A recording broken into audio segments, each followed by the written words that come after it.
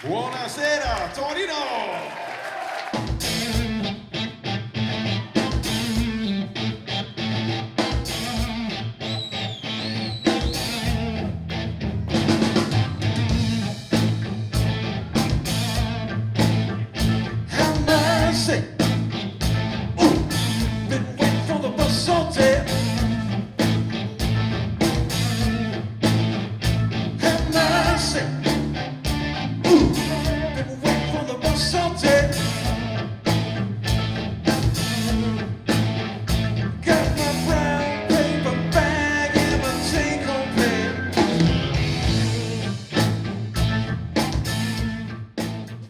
Ciao Musicoffili, siamo qui al Lapsus di Torino oggi in compagnia di Paul Gilbert. Paul, it's a real pleasure to have you here. Thank you so much. Rock and roll.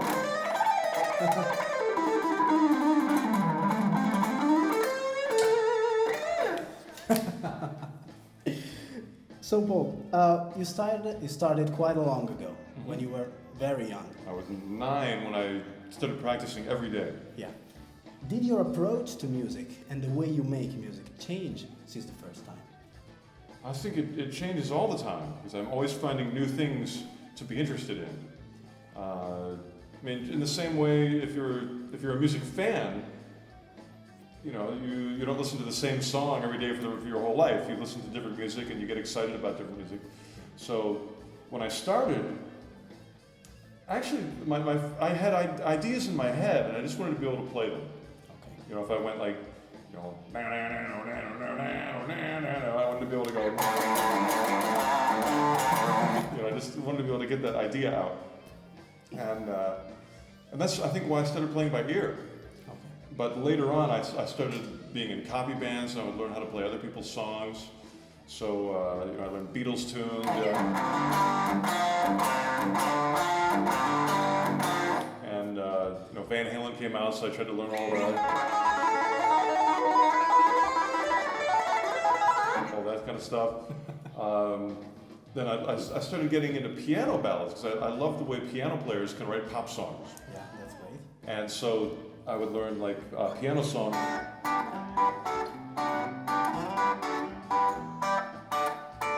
It's a different way of playing guitar. Yeah, so there's much more chord and the bass note doing different things. Yeah. Then I started listening to, you know, trying to figure out classical music. Like if they're doing like, let's see.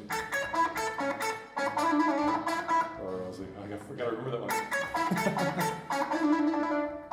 I can't remember it. How about this one?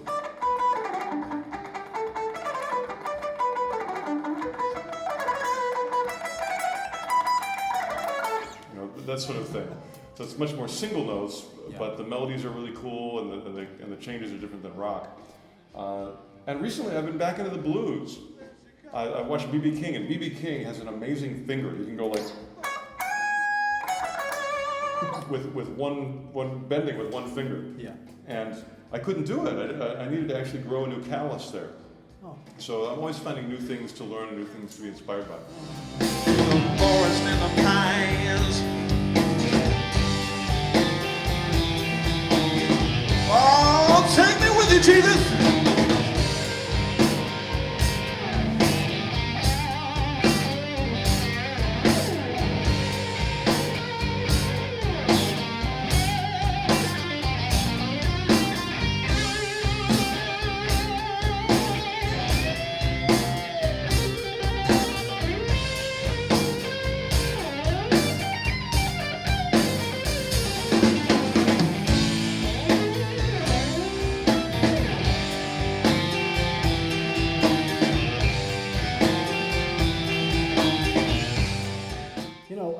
Every guitar player is always searching for the great sound, the greatest pedals, the never-ending search for the greatest pedals. That's true.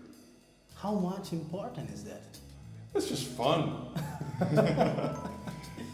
don't know if anyone in the audience can ever tell, you know, because of course, you know, in my life I've used so many different guitars, so many different amps, so many different pedals, but it probably always sounds the same. You know, the reason it sounds the same is it's me. It's my hands, it's my heart, you know, my musical ideas. Riders on the storm. Riders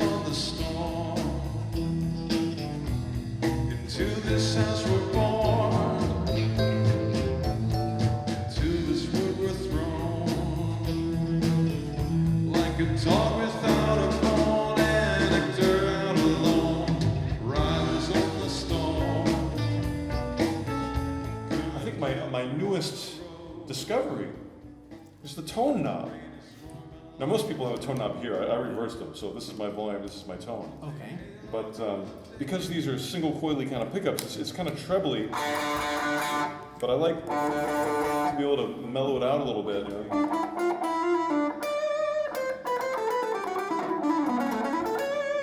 It's just a nice, you know, more mellower, creamier sound. And anywhere in between. It doesn't have to be all the way down. I can just have like a little bit down, and then as opposed to. There's already so much sound in your guitar. It's nice to have that available if I need some real treble, especially like the lower string. Because that way I can get a lot of definition. Yeah. But if I'm playing a high note, maybe it's like, it's a little too painful, treble. so I'll roll the tone down, and then it's a little more friendly. Yeah. So this sort of, I use the tone knob depending on where I'm playing on the neck. Riders on the storm.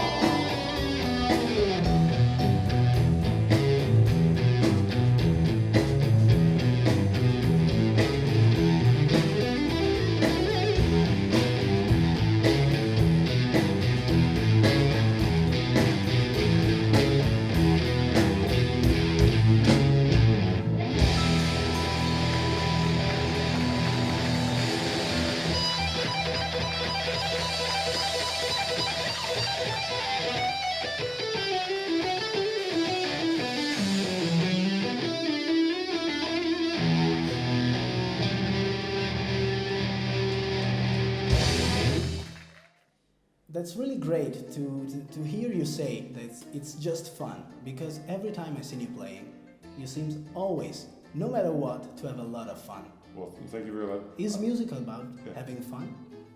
Well, it's something different to everyone, but it's funny.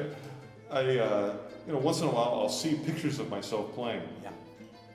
And I am having fun, but I'm also making faces. You know, whenever I bend a string, it's like I can't just go. I have to go like, I have to make some face. So the way to make it come alive is two things. First of all, I want to bend the strings a lot, and I got to make a face. Ci sono un paio di accorgimenti per renderla più musicale e divertente. Uno è usare dei bending e ovviamente fare la faccia da bending.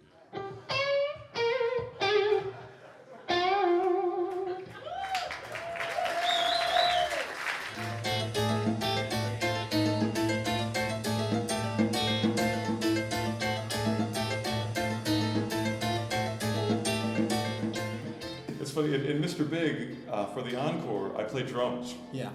And when I play drums, I'm truly having fun.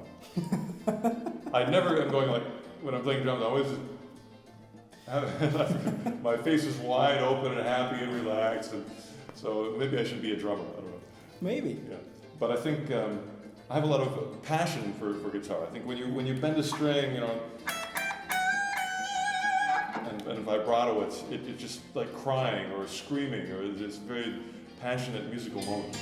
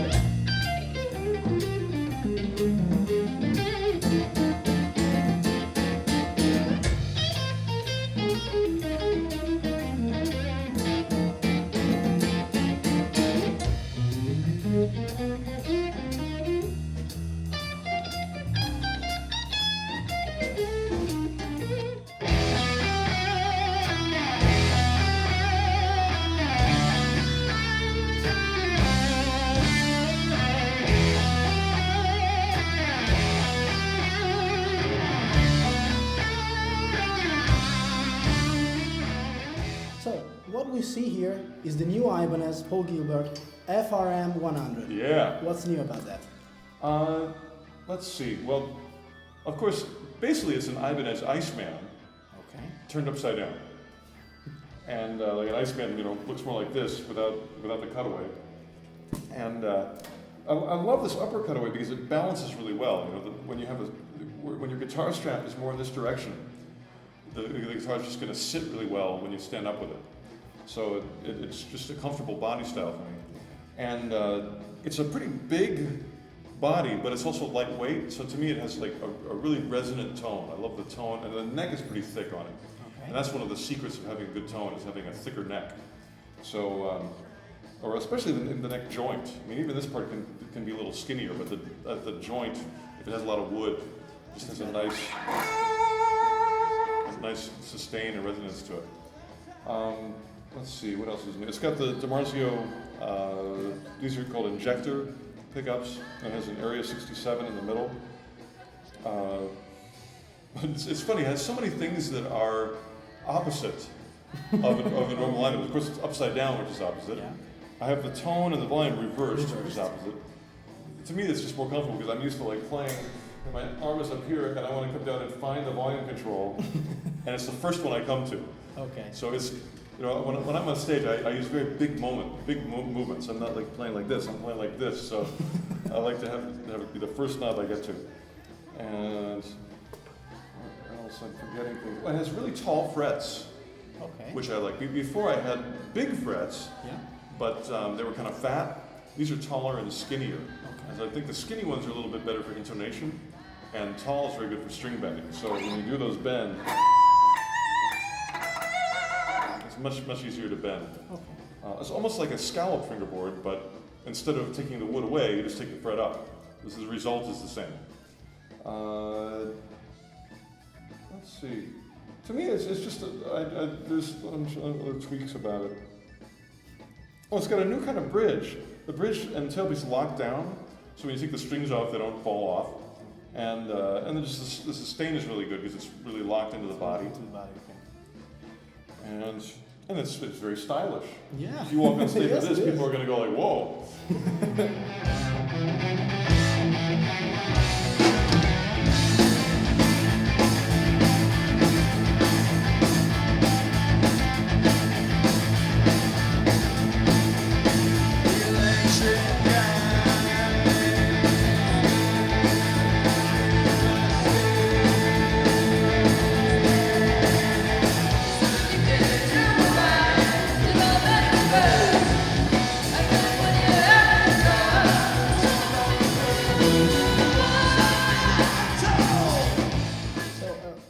Along your career, you've played in big stadiums, little clubs.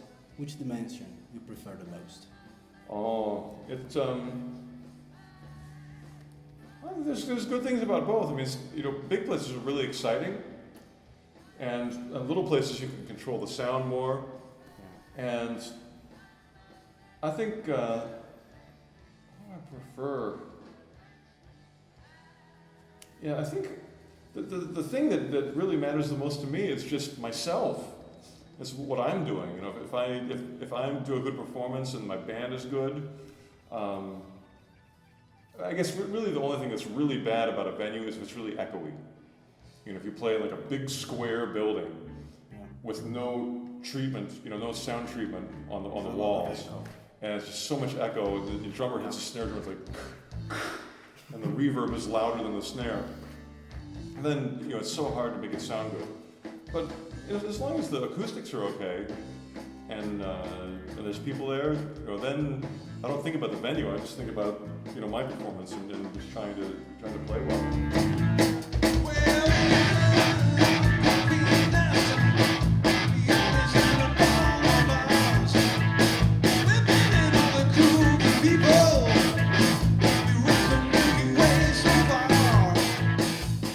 Since when you started, between obstacles and difficulties, what made you go on?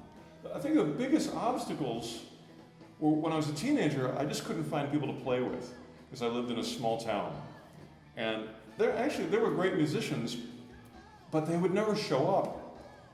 I couldn't get anybody to show up to rehearsal every day, and I really wanted to rehearse, I wanted to get better, I wanted to make a great band, and people would be like, oh, can't make it next week. I'm doing something, you know. And it drove me crazy. So finally I moved to Los Angeles, which is a big city and a lot of musicians live there. And people would show up so I could finally have a real band. professional band. So I think that was one of the biggest obstacles, just finding people to play with. Besides that, for guitar playing itself, I think the biggest motivation for me was overcoming obstacles. Yeah. You know, if I'd find something, I can't do it, and I would practice it until I could. Being able And that to would be do so exciting. Like 2 days ago, I couldn't play this, and now I can. And that was the thing that always made me more excited, because I didn't even dream like next summer, I'm going to be so good because I'm going to practice every day, and I would just like dream about practicing. Did you ever dream of being a rock star? Well, I dreamed about playing in my high school. Like I wanted to be a rock star in my high school, and I'd always dreamed that I'd have a Marshall amp, and at that time I wanted a whammy bar. And I'd think about all the equipment, and then think that maybe the girls will like me, and so I'd just dream of that. All right. But I really didn't know what being a rock star was. I mean, I would see people in magazines, but I couldn't imagine, What does it mean? having your private jet or whatever. That's just so far from my reality that I don't think anybody can. I think that when that happens to people, it's always a surprise. So now you're sharing your stage with your wife, Emmy. Oh yeah. How's to share music and your work, of course, with your wife? Oh, it's a blast. Well, that's one of the reasons I like her. She's a really good musician, Yeah. and She has- plays keyboard, yeah, right? plays keyboard, sings, has perfect pitch, and she likes very different music than I listen to, which I love because she turns me on to so many cool things, and I love to play her the music that I love and see her reaction, because sometimes she likes it and sometimes she goes like, nah.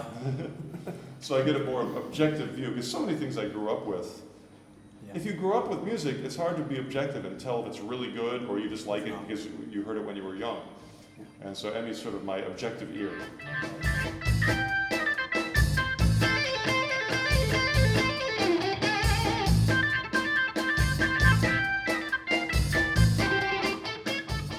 What does your future look like? Oh, let's see. Oh, I have so many new things I'm working on with the guitar. It really is endless. When you play any musical instrument. Yeah. And there's just so many things I'm excited to learn and to play and to improve on. So I just want to keep working with my best friend, the electric guitar. Paul, really thank you for your time. One last gift. Play a riff for musicoff.com.